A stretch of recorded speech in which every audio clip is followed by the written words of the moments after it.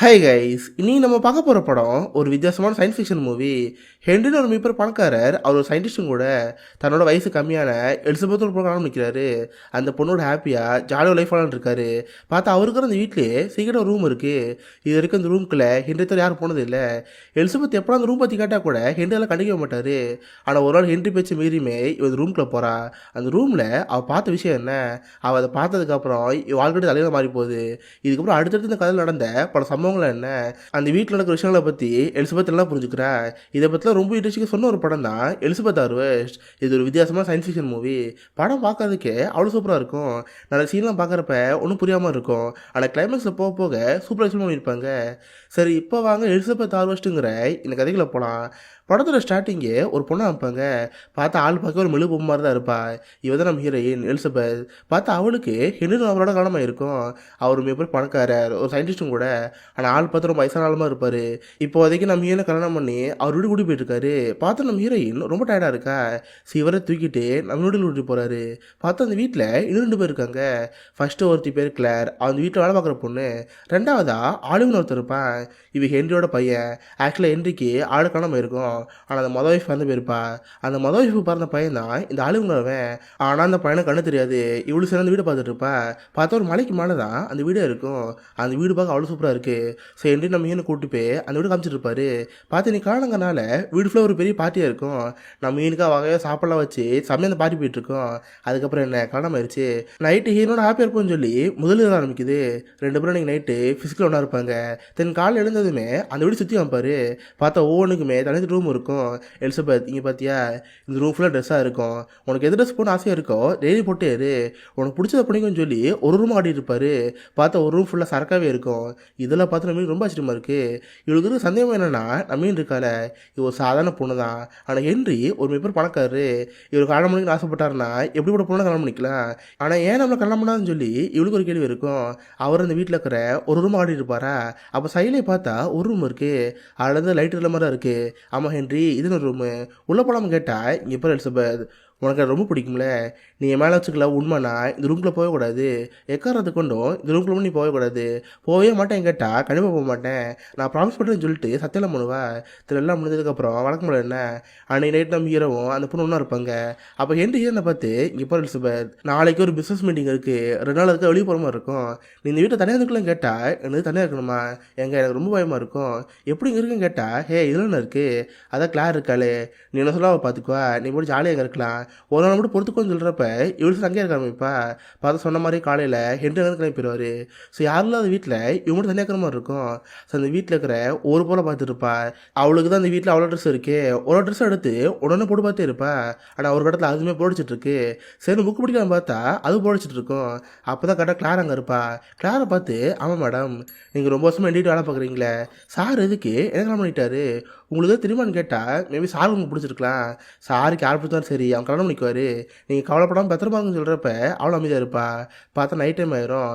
இந்த வீட்டுக்கு பக்கத்துலேயே பார்த்தா ஒரு கெஸ்ட் மாதிரி இருக்குது. அங்கே தான் எப்பயுமே கிளாராக அந்த பையன் தங்கிட்டு இருப்பாங்க. ஸோ நைட் ஆனதுமே நம்ம வீணை மட்டும் விட்டுட்டு கிளார் அழுகிறாங்க கிளம்பிடுவாங்க. ஸோ யாரும் இல்லாத வீட்டில் இவங்க சரியாக இருப்பா. சரி நான் அமைதியாக படுத்து இருக்கிறப்ப நைட்டாக தூக்கம் வராது. அப்போ தான் இழுக்கிற என்ன வருது, ஆமாம் நம்ம சீக்கிரம் ரூம் பார்த்தோம்ல, அந்த ரூம்குள்ளே போகணும்னு சொன்னார். பட் இருந்தாலும் பரவாயில்ல போய் பார்ப்போம்னு சொல்லி இவன் ரூம்குள்ளே போவா. உள்ளே வந்து பார்த்தா அந்த ரூம் ஃபுல்லாக ஃப்ரிட்ஜ் இருக்கிற மாதிரி இருக்குது. சரி ஒரு பட்டன் நமக்குனா உள்ளது ஒரு சாம்பர் வருது. அதுக்குள்ளே பார்த்தா ஒரு பொண்ணோட பணம் இருக்குது. அது யாருன்னு பார்த்தா நம்ம எலிசபெத் தான். இதை பார்த்து அவளுக்கு அள்ளு விட்டுருச்சு. நம்மள மாதிரி ஒரு உள்ள இருக்கான்னு தெரிஞ்ச உடனே பயந்தாங்கன்னு வளரும் பாப்பா. ஆனால் அந்த வீடியோ பார்த்தா ஃபுல்லாக லாக்கில் இருக்கும். சரின்னு ஃபோன் எடுத்து போலீஸை கால் பண்ணலாம் பாப்பா. பட் பார்த்து சிக்னல் கிடைக்காம ஃபோனை போக முடிக்குது. இதை பார்த்துல பயம் அதிகமாகிருச்சு. பட் என்ன பண்ணுறது, இங்கேருந்து போக முடியாது. ஹென்றி வர வரைக்கும் இங்கேருந்து வருவோம்னு சொல்லிட்டு அப்படியே படுத்துங்கிடுவா. கட் பண்ண இடத்துல காலையில் ஹென்றி திரும்ப வந்துருப்பார். நம்ம எதுவும் நடக்காத மாதிரி ரொம்ப அமைதியாக்கலாம் பாப்பா. பட் ஃபேஸில் ஏதோ ஒரு மாற்றம் தான் ஹென்றி பார்த்துருவாரு. ஏ பேபி என்னாச்சு, ஏதோ பதட்டத்தில் இருக்கிற மாதிரி இருக்கே, எதாவது பார்த்தேன் கேட்டால் ஒன்றும் இல்லைங்க, நேற்று ஏதோ ஃபோன் பண்ணலாம் பார்த்தேன், பட் ஃபோனே போக முடிக்குது.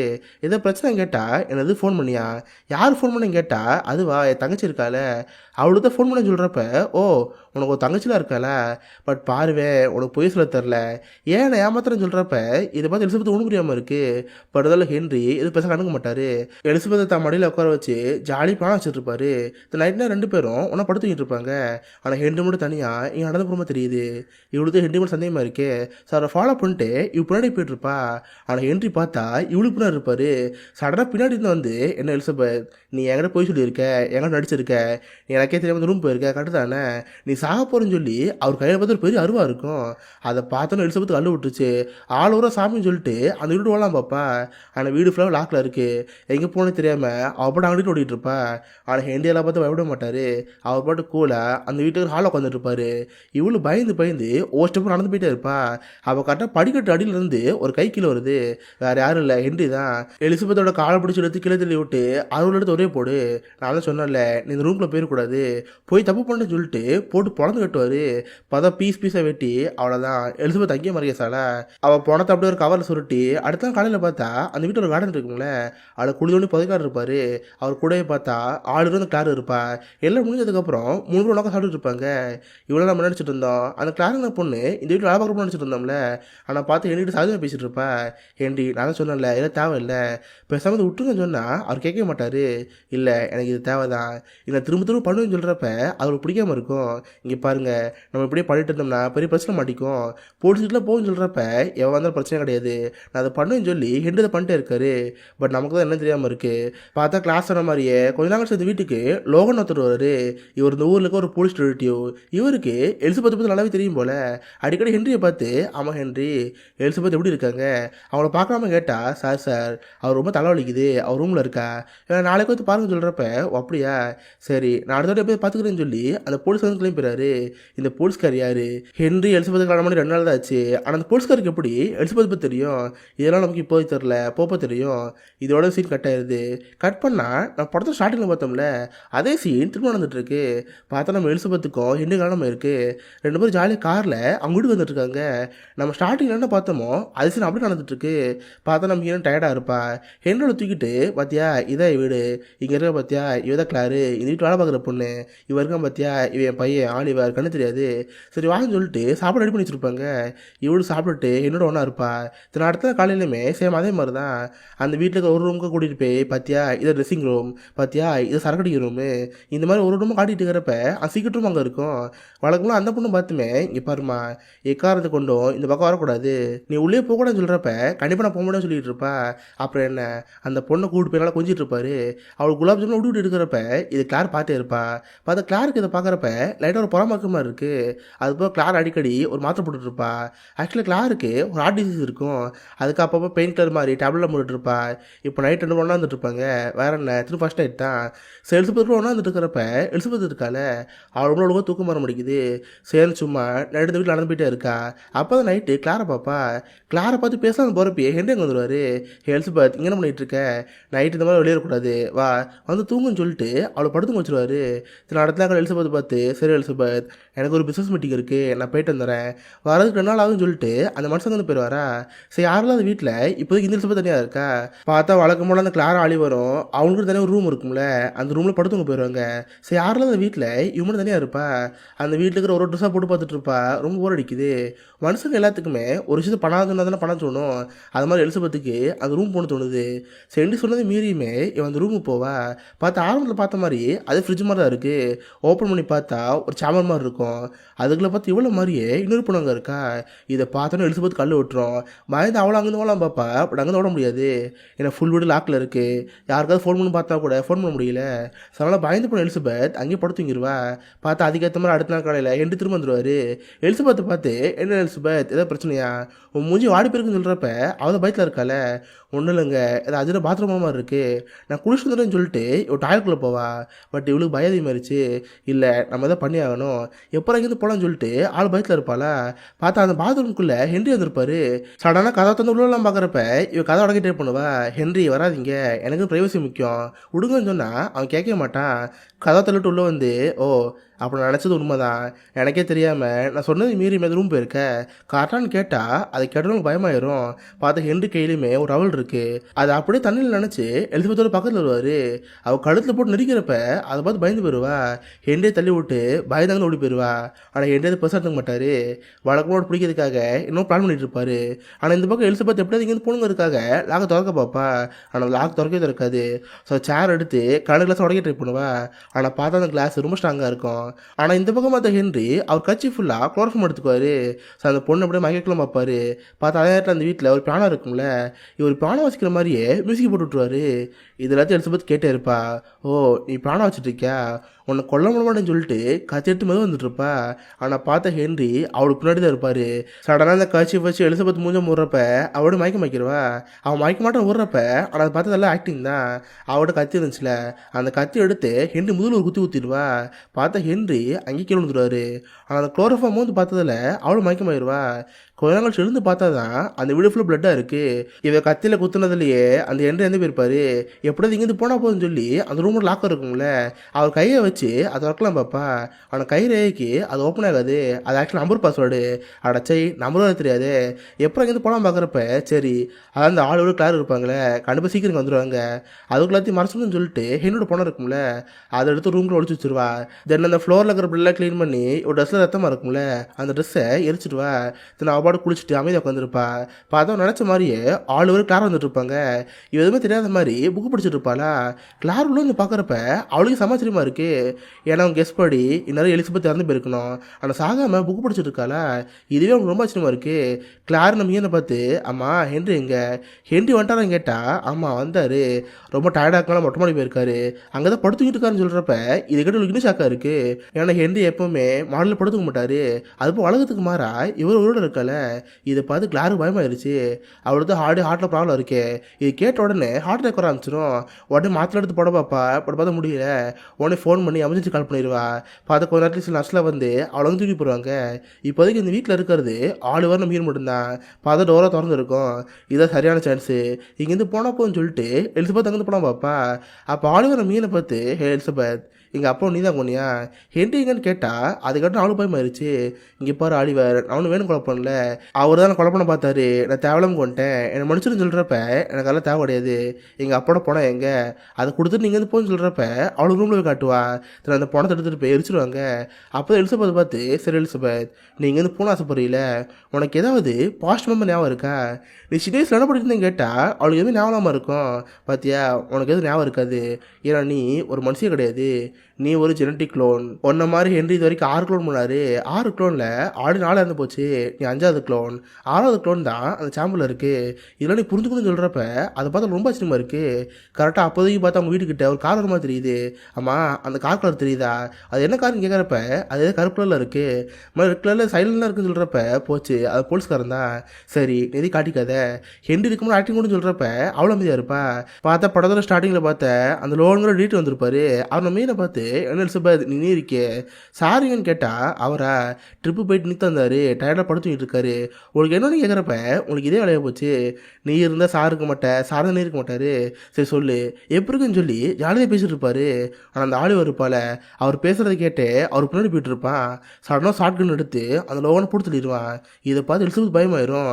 டே ஆலிவர் என்ன பண்ணி வச்ச, எதுக்கு இவரை கொண்டு கேட்டால் நீ பயப்படாத, இவரும் எங்கள் அப்பாவை கூட்டு கலவானி, கரெக்டாக 3 வருஷம் முன்னாடியே ஒன்று எலிசபெத் இங்கே இருந்தா, அவங்க தப்பிக்க போய் பார்த்தா இவர் தான் பிடிச்சி கொண்டு வந்து திரும்ப எங்கள் அப்பாட்ட கொடுத்தாரு, நீங்கள் இருந்தால் ஒன்றே மாட்டி விட்டுருவாரு, அதான் குழப்பம் வந்து போச்சு, நான் சொல்கிறது கேட்டு நீ பண்ணுன்னு சொல்கிறப்ப இவ்வளோ சரின்னு இருப்பா.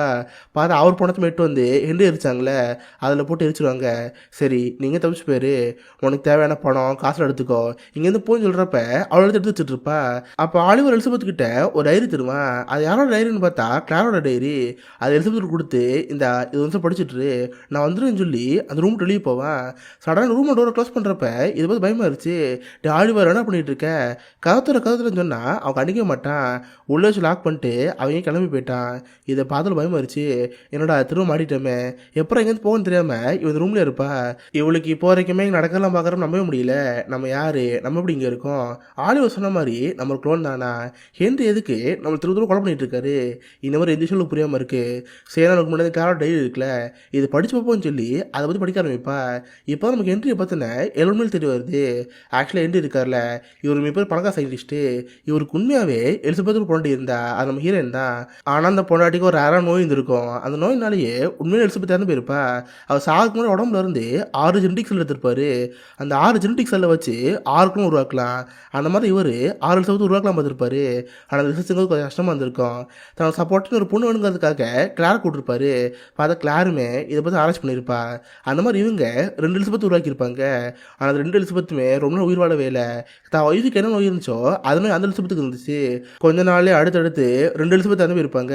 இதை பார்த்து ஹென்றி கஷ்டமாயிரும். என்னோட மீதி இருக்கிறது ஒரு 4 செல்லு தான், 4 குளோன் உருவாக்கணும், அது பர்ஃபெக்டாக உருவாக்கணும், சீக்கிரம் பண்ணுங்கன்னு சொல்லிட்டு இவரு கிளார் ஆராய்ச்சி பண்ணியிருப்பாங்க. கிட்டத்தட்ட 2 வருஷம் ஆராய்ச்சி பண்ணி ஒரு குளோன் உருவாக்கியிருப்பாங்க. அதான் 3வது எலிசபெத். அந்த எலிசபெத்துக்கு அது நோய் இல்லாமல் இருந்திருக்கும். ஆனால் அதுபோல் அவளுக்கு அம்னிஷா வந்திருக்கும். எந்த விஷயத்தையுமே 5 வருஷமா ஞாபகம் வச்சுக்க மாட்டா, அடிக்கடி மறந்தே போயிடுவா. ஹென்ரியா ஒரு பேர் ஹென்றி சொன்னால் கூட அவளுக்கு 5 நிமிஷம் ஞாபகம் இருக்கும். திரும்ப ஹென்ரியை பார்த்து உங்கள் பேர் என்ன கேட்பா. இந்த மாதிரி அவளுக்கு அம்னிஷா வந்திருக்கும். அம்னிஷா தான் பரவாயில்ல, நீ உருட இருக்கே, என் கூட இருந்துக்கும்னு சொல்லிட்டு எலிசபெத் கூட வச்சிருப்பாரு. அப்போ தான் ஒரு நாள் 3வது எலிசபெத் நைட்டில் எழுந்திருப்பா. யாருக்கு தெரியாமல் அது சீக்கிரம் ரூம் போயிருப்பா. பார்த்து அவள மாதிரி அங்கே இன்னும் 3 கிலோமீட்டர் இருக்கும்ல, அதை பார்த்து பயந்து போயிருப்பா. இங்கேருந்து நம்மளை கொண்டு வாங்கிறதுக்காக பயந்து வந்து ஓடி போயிருப்பா. அப்போ தான் முன்னாள் பார்த்த அந்த லோகங்களை பிடிச்சி பார்த்துருப்பா. அவரும் நம்ம ஏன் மடக்கி பிடிச்சி, ஏமா யார்மா நீ நைட் நேரம் எங்கே போயிட்டுன்னு கேட்டால் அவளுக்கு மறந்து போயிருமே. நான் ஏன் உறங்குற மறந்து போயிருக்கோம். அவள் பேர் எலிசபெத் வந்து ஞாபகம் இருக்கும். சரிவா, பக்கத்தில் ஒரு வீடு இருக்குது, அதான் வீடு இருக்குன்னு சொல்லிட்டு திரும்ப நீட்டு விட்டுருப்பாங்க. அவர் அந்த போலீஸை பார்த்து, சார் இவருக்கு அம்னிஷா இருக்குது, அடிக்கடி மறந்தீங்கன்னு போயிடுவா, ரொம்ப தேங்க்ஸ்ன்னு சொல்லி எலிசபெத் வாங்கி வச்சுக்குவாரு. அப்போ இருந்தது அந்த லோகங்கிற ரிலேட்டிவ் அடிக்கடி வந்துட்டு வருவார். அப்பப்போ எலிசபெத் போய் கேட்டுட்டு போவார். இதெல்லாம் அவள் டைரியில் படிச்சுட்டே இருப்பாளா. அப்போ தான் கரெக்டாக அந்த ரூம்குள்ளே ஆளு வர மாதிரி இருக்குது. அவனை அடிச்சு போட்டு இங்கே தப்பிக்கிறதுக்காக அவனை அடிச்சு போட்டுருவா. அவங்க இடத்துல கத்தி வச்சு, டேய் மறுதான் நீங்கள் வெளியே அனுப்பிடு, இது ரூமுக்கான பாஸ்வேர்டு என்ன, அதை சொல்ல மட்டும் நான் இங்கே போயிட்டே இருப்பேன், பாஸ்வேர்டு கேட்குறப்ப அவனை பயந்து வருவான். ஒரு 4 நம்பர் சொல்கிறப்ப இவள் ஓடி போவா. பாஸ்வேர்டை போட்டு பார்த்தா அது தப்பான பாஸ்வேர்டு. பயபுல நம்மளை ஏமாத்திருச்சு, அவனை கொல்ல மாட்டேன்னு சொல்லிட்டு புச்ச நைஃப் இருப்பா. அதை எடுத்து மெதுவாக ஒரு ரூமாக போயிட்டு இருக்கிறப்ப பார்த்து அந்த ஆலிவர் ஒரு ரூமில் இருப்பான். பார்த்தா அந்த ரூமில் எலிசபெத் மாதிரி ஒரு பொண்ணு இருப்பா. ஆக்சுவலி இப்போ இருக்கிற இந்த எலிசபெத் 5வது எலிசபெத்து. பார்த்தா அவளை மாதிரி அங்கே 6வது எலிசபெத் இருக்கும். இந்த உடம்பு தான் சாம்பலில் பார்த்துருப்பா. இப்போ அந்த உடம்பு வச்சு ஆளு வந்து ஆராய்ச்சி பண்ண மாதிரி இருக்கு. டே என்னடா பண்ணிட்டு இருக்க, எனக்கு நம்பர் மட்டும் சொல்லிடு, நான் இங்கேருந்து போயிட்டே இருப்பேன்னு சொல்கிறப்ப அவன் பக்கத்தில் வர சொல்லுவான். இவ்வளோ பக்கத்தில் வந்து அந்த 6வது எலிசபெத்தை பார்த்து இருப்பாளா. சடனாக மைக் ஊசி எடுத்து நம்ம கழுத்தில் ஊற்றிடுவான். பார்த்தா நம்ம எலிசபெத் அங்கேயே மயக்கம் போட்டுருவா. கட் பண்ணி கண்டுபிடிச்சிருந்து பார்த்தா அவள் ரூமில் இருக்கிற மாதிரி இருக்கு. அவள் காலை ஏதோ ஒரு சங்கிலியில் கட்டி போட்டு அந்த கார்டோட டைரி பக்கத்தில் இருக்கு. அவள் உண்மை புரியாமல் இருக்கு. டே ஆளு வேறு என்ன பண்ணிட்டு இருக்க, என்னை எங்கேருந்து விட்டுரு, நான் எங்கேருந்து போயிட்டே இருப்பேன்னு சொல்கிறப்ப இல்லை எனக்கு ரொம்ப தெரிஞ்சுக்கணும், அந்த உண்மை இந்த கார்டோட டைரியில் இருக்கு, நீ எனக்காக படிச்சு காட்டாது இங்கேருந்து போக முடியும்னு சொல்கிறப்ப இவள் சேர்த்து படிச்சுட்டே இருப்பா. அப்புறம் முட்டை காதில் திரும்ப வந்துட்டு இருக்கு. பார்த்தா அந்த 3வது எலிசபெத் திரும்ப வீட்டுக்கு வந்திருப்பாள். ஆனால் அந்த எலிசபெத் ரொம்ப உயிரோடவே இல்லை. கொஞ்ச நாள்லயே அந்த 3வது எலிசபெத் இறந்து போயிருப்பா. ஆரம்பத்தில் அவளுக்கு அந்த ஒய்ஃபோட நோய் இல்லாமல் வந்திருக்கும். ஆனால் கடைசியில் அவளுக்கு அந்த நோய் வந்து அவளே இறந்து போயிருப்பா. சரி, அடுத்து ரொம்ப ஆராய்ச்சி பண்ணி 4வது எலிசபெத் உருவாக்கியிருப்பாங்க. அந்த எலிசபெத்தை தான் நான் படத்தை ஆரம்பத்தில் பார்த்துருப்போம். அவள் பார்த்து பர்ஃபெக்டாக இருந்திருப்பா, எந்த ஒரு நோய் இல்லாமல் உண்மையான எலிசபெத் மாதிரி இருந்திருப்பா. அந்த எலிசபெத்தை ஹென்றி கல்யாணம் பண்ணியிருப்பாரு. ஆனால் ஹென்றிக்கு அவளோட வாழணும் ஆசை கிடையாது. ஹென்றிக்கு எல்லாமே அந்த கல்யாணம் ஞாபகம் இருக்குது. நம்ம எலிசபெத்து கல்யாணம் பண்ணியிருப்போம்ல, அந்த ஒரு நாளை அவளோட ஜாலியாக வளரணும், அவளோட ஃபர்ஸ்ட் இருக்கணும், இதான் அந்த மனுஷனுக்கு ஆசையே. அதனால் அன்றைக்கி நைட்டு அந்த பொண்ணு ஒன்றாந்துருப்பாரு. தன்னோட கொள்ளுங்கிறதுக்காகவே வேணும் விதத்தை பிளான் பண்ணிருப்பாரு. நம்ம ஒரு காரியத்தை செய்யக்கூடாதுன்னு சொன்னால் செய்வோம்னு தெரிஞ்சுக்கிட்டு எலிசபெத் பேசியிருப்பாரு. பார்த்தியா இது சீக்கிரம் ரூம், நான் இல்லாத நேரத்தில் நீ உள்ளே போகவே கூடாது புரியுதான்னு சொல்லி ஒரு பிஸ்னஸ் போகிற மாதிரி வெளியே போயிருப்பாரு. சரி, எலிசபெத் உள்ளே போய் உண்மை தெரிஞ்சுப்பா. அந்த உண்மை தெரிஞ்சுக்கிட்டதுக்காக எலிசபெத்து கொண்டிருப்பாரு. திரும்ப ஒரு க்ளோன் உருவாக்கி அந்த க்ளோன் உருவாக்கலாம் பார்த்துருப்பாரு. அந்த மாதிரி இப்போதைக்கு இருக்கிற அந்த எலிசபெத் வந்திருப்பா. அவளும் அந்த மாதிரி உண்மையிலே தெரிஞ்சுட்டனால தான் இவளே கொலை பார்த்துருப்பாரு. ஆனால் வழக்கத்துக்கு மாதிரி இந்த எலிசபெத் என்ட்ரி போட்டு இருப்பா. இதனால தான் கிளார்க் வீட்டுக்கு வந்து பார்த்ததுக்கப்புறம் அவளுக்கு ஆச்சரியம் வந்திருக்கும். ஆக்சுவலாக கிளார்க்கு இந்த விஷயம் புரியாமல் வந்திருக்கும். அதை நடுவில் கூட நம்ம ஹீரோவை பார்த்து இதை தேவையில்லை, திரும்ப திரும்ப இதை பண்ணுமான்னு கேட்டால் எனக்கு இது தேவை, இதை பண்ணி செய்வேன்னு சொல்லிட்டு என்ன ஸ்டப்படாக இருந்திருப்பாள். அதுக்கான காரணமே இதுதான். இதெல்லாம் டைரியில் படித்து பார்க்குறப்ப இப்போ நம்ம மீங்க புரியுது. அப்போ நம்ம டெஸ்ட் சப்ஜெக்ட்டு அவரோட உண்மையான வைஃப் இறந்ததுக்காக 6 க்ளோன் உருவாக்கியிருக்காரு. அதில் 4 க்ளோன் இறந்து போச்சு, 5வது க்ளோன் நம்ம 6வது க்ளோன் சாம்பலில் இருக்குது. இதெல்லாத்தையும் நம்ம ஹீரோயின் இப்போ தான் புரிஞ்சுக்கிட்டா. கிட்டத்தட்ட அந்த டைரியில் முக்காசி படிச்சு முடிச்சிருப்பா. ஆலிவரை பார்த்து, டேய் நான் படிச்சிட்டேன்டா, என்னை இங்கேருந்து விட்டுருன்னு சொன்னால் இல்லை இன்னும் ஃபுல்லாக படிக்கல, அந்த டைரியில் என்னை பற்றி குறிப்பு இருக்குது, நான் யாரும் நினைக்க தெரியாமல் இருக்குது, அதை நீ ஃபுல்லாக படி. அது போல் நான் இது கூட ஒன்று பார்த்துருக்கேன், எனக்கு இப்போ தான் கண்ணு தெரியாமல் இருக்கலாம், ஆனால் சில வருஷத்துக்கு முன்னாடி எனக்கு நல்லாவே கண்ணு தெரியும். 3வது எலிசபெத் எங்கள் அப்பாவோட இருந்தப்போ நானும் கூட தான் இருந்தேன். சொல்லப்போனால் எனக்கு உன்னை ரொம்ப பிடிச்சிருந்துச்சி. உன்னை லவ் பண்ணிட்டு இருந்தேன். இந்த விஷயம் எங்கள் அப்பாவுக்கு பிடிக்காம போச்சு. ஒரு நாள் எங்கள் அப்பா எலிசபெத் டார்ச்சர் பண்ணிட்டு இருந்தாரு. இதனால கோவமான நான் எங்கள் அப்பாவை ஏற்றி கேட்டேன். ஸோ நெருப்பு எடுத்து என் கண்ணில் வச்சிட்டாரு. சாப்பிடுன்னு கண்ணு தெரியாமல் போச்சு. எனக்கு அந்த என்ட்ரி பிடிக்காது. ஆனால் எனக்கே என்னை பற்றி உண்மையே தெரியாமல் இருக்குது. இந்த டைரி படித்து காட்டு, எனக்கு ஒரு முக்கியமான வேலை இருக்குது, நான் வந்துடுறேன்னு சொல்லிட்டு அந்த ரூம் லாக் பண்ணிட்டு போயிடுவேன். பார்த்து கிட்டத்தட்ட 2 நாட்களா அவன் வரவே மாட்டான். சரி இவ்வளோ அந்த ரூமில் உட்காந்து கிளாரோட டைரி இருக்குல்ல, அந்த டைரியை படித்து பார்த்துட்டே இருப்பா. இப்போ தான் நமக்கு இந்த உண்மையில் தெரிய வருது. ஆக்சுவலாக கிளார் இருக்கால, கிளாருக்குமே ஹென்ரி மனு சின்ன லவ் வந்துச்சு. அந்த லவ்வுக்காக தான் அவர் கூட சேர்ந்து ஆராய்ச்சி பண்ணியிருப்பா. ஆனால் ஹென்ரி எப்பவுமே எலிசபெத் தான் பண்ணிகிட்டு இருப்பாரு. சரி இவ்வளோ பெருசாக கண்டுக்காமல் ஹென்ரி கூட இருந்திருப்பா. அப்போ தான் ஹென்ரி கூட இருக்கிற ஆலிவர் பற்றி படித்து பார்த்துருப்பா. நம்ம இன்னும் நினச்சிட்டு இருந்தோம் ஆலிவருங்கிறவன் அந்த மதவை எலிசபெத் இருக்கால, அவளுக்கு உண்மையாக பிறந்த பையன் நினச்சிட்டு இருந்தோம். ஆனால் ஆலிவர் உண்மையாக பிறந்த பையன் கிடையாது. ஆக்சுவலாக அவனுமே ஒரு க்ளோன் தான். உண்மையான எலிசபெத்லேருந்து இப்படி ஒரு 6 க்ளோன் உருவாக்குனாரோ அந்த மாதிரி ஹென்ரி அவருக்கு அவரே ஒரு க்ளோன் உருவாக்கிட்டாரு. அந்த க்ளோன் தான் இந்த ஆலிவர். அது ஹென்ரியோட சின்ன வயசு வருஷம் தான் இந்த ஆலிவர். இதெல்லாம் தெரிஞ்சு இவளுக்கு ஆச்சரியமா இருக்கு. இதை பற்றி ஆலிவரோட சொல்லலான்னு பார்த்தா அவன் வந்திருக்க மாட்டான். சரி இவ்வளோ படுத்துக்கிட்டு இருப்பா. பார்த்து 2 நாள் கழிச்சு ஆலிவர் இந்த ரூமுக்கு வருவான். பார்த்தா கத்திரிக்கோள் எடுத்து நம்ம ஈரோட கழுத்து வச்சிருப்பான். அதுப்போ அவங்க கையிலே பார்த்தா சில கட்டுக்கள் மாதிரிலாம் இருக்கு. டே 2 நாள் எங்கடா போய் தொலைஞ்ச, எதுக்கு கழுத்தை கத்திச்சுன்னு கேட்டா, எங்க பாரு டைரி படிச்சியா, என்னை இப்போ உண்மை தெரிஞ்சுட்டேன்னு கேட்டா, ஆமாம் தெரிஞ்சுட்டேன். ஆக்சுவலாக நீயுமே உண்மை கிடையாது. நீ என்ன மாதிரி ஒரு க்ளோன்னு சொல்கிறப்ப அதெல்லாம் நம்ப முடியல. இல்லை நான் க்ளோன் கிடையாது, கண்டிப்பாக நான் மனசில் தான் இருப்பேன். என்னை விட்டுன்னு சொல்கிறப்ப அவளுக்கு என்ன சொல்ல தெரில. சரி எப்படியா நீங்கள் தப்புங்கிறதுக்காக இங்கே பாரு, அதை நான் படித்து முடிச்சிட்டல, என்னை எங்கேருந்து விட்டுரு, நான் எங்கேருந்து போகிறேன்னு சொல்லி ஆள் அடிச்சு போட்டாங்கன்னு போகலாம் பாப்பா. அவள் கட்டி போட்ட சங்கிலேயே ஆளுநர் கழுத்து வச்சு நெரிச்சு அங்கே போகலாம் பாப்பா. அப்போ அந்த ரூம்குள்ளே 3ஆவதா யாராவது வர மாதிரி இருக்குது. யாரும் எழுத்து பார்த்தா 6வது எலிசபெத். 2 நாள் பைபிள் எங்கேயும் போயிருக்கும்ல, இந்த 2 நாள் உட்காந்து 6வது எலிசபெத் உருவாக்கி இருப்பான். ஆனால் அந்த எலிசபெத் பார்த்தா இந்த எலிசபெத் இருக்க மாட்டா. அவள் கிட்டத்தட்ட அடிமை தான் இருப்பா. கண் எடுத்து நான் மீன் பண்ண வச்சு, அம்மா நீ யாரு, பார்க்க என்ன மாதிரியா இருக்கு, ஆள் வருது கொல்ல பார்த்த, அவள் விடுன்னு சொல்கிறப்ப இவ்வளோ கேட்டு பாப்பா. எலிசபெத் நீயான ஒன்று தான், நான் சொல்கிறத கேளுன்னு சொன்னால் அவள் கேட்க மாட்டா. ஆளுவர் சும்மா இல்லாமல் ஹே நீ இவ்வளோ போட்டு தெளிரு, இவ்வளோ விட்டா நான் கொண்டுருவா, இவ்வளோ கொள்ளுன்னு சொல்கிறப்ப அந்த எலிசபெத்துக்கு ரிசல்ட் தெரில. கண் எடுத்து நான் மீன் கொள்ளான்னு பாப்பா. இதனால் பயந்து போன 5வது எலிசபெத் ஆளுவர் பிடிச்சி வச்சுக்குவா. அவங்க கடத்தில் கத்தி வச்சு, இங்கே பாரு என்னை கொல்லாத, கொரோனா இவனை கொண்டு வந்து சொல்கிறப்ப இதை பார்க்குற 6வது எலிசபெத்துக்கு நினைச்சா தெரில. வேறு வழி இல்லாமல் ஆளுநரே ஷூட் பண்ணிடுவா. பார்த்தா அந்த புல்லட் ஆளுநர் மேலே பட்டு எலிசபெத் மேலே போட்டிருக்கோம். பிளட்டை தான் முன்னாடி போட்டிருக்கோம். நம்ம இங்கேருந்து போனால் போன்னு சொல்லி 5வது எலிசபெத் அங்கேருந்து போகலாம் பார்ப்பா. ஆனால் 6வது எலிசபெத் விட மாட்டா. பின்னர்ந்து ஷூட் பண்ணி அவ்வளோதான் 5வது எலிசபெத் அங்கேயே மாதிரியா சாலா. கடைசியாக சாக போகிறப்ப 6வது எலிசபெத் பக்கத்தில் கூடுவா. அவளுக்கு காதுகிட்ட போகிறப்ப இங்கே போகிற எலிசபெத் நான் அவங்ககிட்ட ஒன்று மட்டும் சொல்கிறேன், இங்கேருந்து போய் கிளாரோட டைரி இருக்குல்ல அதை படிச்சு பாரு, அதை படித்தவொன்னு புரியுன்னு சொல்லி 5வது எலிசபெத் அங்கேருந்து போயிடுவா. இப்போதைக்கு அந்த வீட்டில் மீதி இருக்கிறது 6வது எலிசபெத் மட்டும்தான். ஆளுநரோட போனோம். அப்புறம் 5வது எலிசபெத் இருக்கால, 2 பணத்தை எடுத்து அவள் எரிச்சிருவா. சரி 6வது வீட்டில் இவன் மட்டும் தனியாக இருப்பா. சாம்பல் போட்டுக்கிட்டு கிளாரோட டைரி இருக்குல்ல எல்லாத்தையும் படிச்சுட்டு இருப்பா. 5வது எலிசபெத் தெரிஞ்சவங்க எல்லா உண்மைகளுமே இப்போதைக்கு இவளுக்கு தெரிய வருது. இதெல்லாம் பார்த்து அவளுக்கு ஆச்சரியமா இருக்கு. அப்புறம் நம்ம ஒரு க்ளோனா ஹென்ரின்னு ஒருத்தர் நம்மளை உருவாக்கி நம்மளை அனுமதிச்சு ட்ரை பண்ணியிருக்கான். ஆனால் இப்போதைக்கு அதில் யாரும் விட இல்லை. இப்போதைக்கு நம்ம ஒரு ஃப்ரீ பேர்டு இங்கேருந்து போயிடலான்னு சொல்லி அவள் துணிமெல்லாம் பேக் பண்ணிடுவா. பணத்தில் எடுத்துட்டு அங்கேருந்து போகலாம் பார்க்குறப்ப பார்த்தா காலத்தில் கிளாரங்க வந்திருப்பா. அவளுக்கு ஹார்ட் அட்டாக் வந்திருக்கும், ஹாஸ்பிட்டல் கொண்டு போயிருப்பாங்களே. இப்போதைக்கு வர எந்த வீட்டுக்கு வந்து பார்த்துருப்பா. பார்த்தா அந்த வீட்டில் யாருமே இல்லை, வெறும் 6வது எலிசபெத் மட்டும் தான் அங்கே இருப்பா. அவளுக்கு துணிமெல்லாம் பேக் பண்ணி அவள் டைரி இருக்குல்ல அந்த டைரியை கிளாரே கொடுத்துருவா. இதை பார்த்து கிளார் ஹாப்பியாக இருக்குது. ஏன்னா கிளாரை பொறுத்த வரைக்கும் ஹென்ரி இந்த மாதிரி க்ளோனிங் பண்ணியிருப்பார்ல, அது பிடிக்காம தான் வந்திருக்கும். இப்போ அந்த 6 க்ளோனில் ஒரு க்ளோனாக தான் இங்கேருந்து போதே, அதை போட்டு ஜாலிங்க வாழ்ட்டுன்னு சொல்லிட்டு அவள் சிரிச்சிட்டு இருப்பா. ஸோ இப்போதைக்கு 6வது எலிசபெத் இந்த உலகத்தை பற்றி உண்மையை தெரிஞ்சுக்கிட்டா. நம்ம பாட்டு ஹாப்பி வாழ்வோன்னு சொல்லி அவள் அங்கே போயிட்டுருக்கா. இதோட எலிசபெத் ஹார்வெஸ்ட்டுங்கிற நிறுவன முடியுது. ஸோ படம் அவங்க எல்லாருக்குமே கண்டிப்பாக புரிஞ்சுருக்குன்னு நினைக்கிறேன். புரியாதவங்களுக்கு மட்டும் சின்ன ஒரு ரீகேப். ஹென்ரிக்கு உண்மையாக ஒரு பொண்ணு இருக்கா, ஆனால் ஒரு நோய் வந்து இறந்து போயிட்டா. ஸோ அவளை மாதிரி அவர் 6 க்ளோன் உருவாக்கியிருக்காரு. அந்த 6 க்ளோன் 2 க்ளோன் அவர் ஒய்ஃபுக்கு வந்து அதே நோய் வந்து அது இறந்து போயிருக்கும். 3வது க்ளோனுக்கு மரணம் வந்திருக்கும். கொஞ்ச நாள் அதுக்கு ஒரு நோய் வந்து அது இறந்து போச்சு. 4வது க்ளோனை தான் நம்ம படத்தில் ஆரம்பத்தில் பார்த்துருப்போம். ஹென்ரி காலமாக வீட்டு கொடுத்துருப்பாரு. அது உண்மை தெரிஞ்சனால அவர் போட்டதில் இருப்பார். 5வது க்ளோனை தான் நம்ம பாதி படத்தில் பார்த்துருப்போம். கடைசியில் 6வது க்ளோனால் அவள் இறந்து போயிருப்பா. இப்போதைக்கு மீதி இருக்கிறது 6வது க்ளோன் மட்டும்தான். சாப்பாடு ஜாலியாக இந்த உலகத்தில் வாழ போகிறா. இதோட எலிசபெத் ஹார்வெஸ்ட்டுங்கிற இந்த படம் முடிஞ்சிருக்கும். ஸோ கண்டிப்பாக உங்கள் எல்லாருக்குமே இந்த படம் பிடிச்சிருக்குன்னு நினைக்கிறேன். அப்படி பிடிச்சிருந்தா என்னோட லைக் பண்ணுங்கள். இந்த மாதிரி வித்தியாசமான மூவிஸை பற்றி தெரிஞ்சுக்க மிஸ்டர் ஹாலிஸ் பண்ணி வச்சுக்கோங்க. உங்கள் அடுத்த நாள் ஒரு ஆசமான வீடியோ மீட் பண்ணுறேன். அது வரைக்கும் பை கைஸ்.